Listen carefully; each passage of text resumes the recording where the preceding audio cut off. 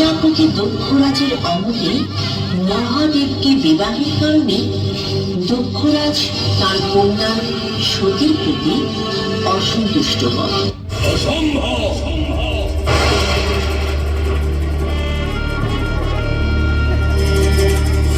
এ বিবাহ আমি মানি না। কার জন্য অশ্রু বিসর্জন করছো তুমি?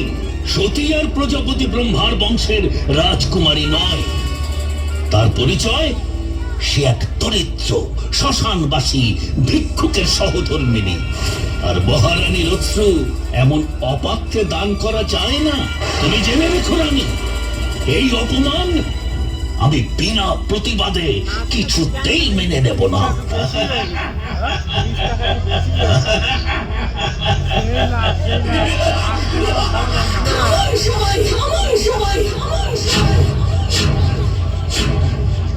আমি সতী, নিজের স্বামীর প্রতি অগাধ বিশ্বাস আমার। উনি আমার প্রণম্য। আপন পিতৃগৃহেই আমার স্বামীর এই অসম্মান অপমান আমি সহ্য করতে পারবো না।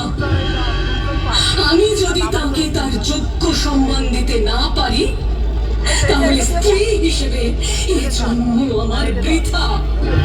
তাই এই যজ্ঞের আগুনে আমি আজ আমার প্রাণ আহুতি দিলাম।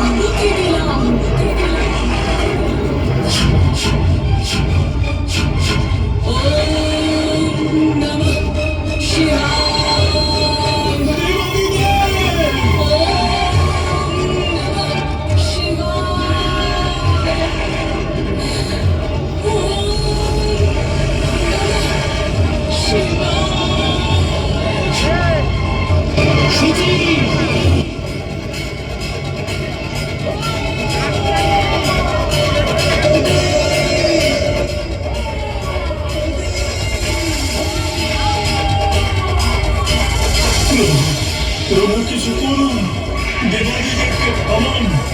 উনি না থামলে স্বর্গপর্ত পাতাল ধ্বংস হয়ে যাবে। যতক্ষণ দেবী সতীর মৃতদেহ মহাদেবের কাঁধে থাকবে, ততক্ষণ তাকে কিছুতেই থামানো যাবে না। মহাদেবকে শান্ত করতে গেলে দেবী সতীকে মহাদেবের থেকে দূরে সরাতেই হবে। তাই করুন প্রভু, তাই করুন।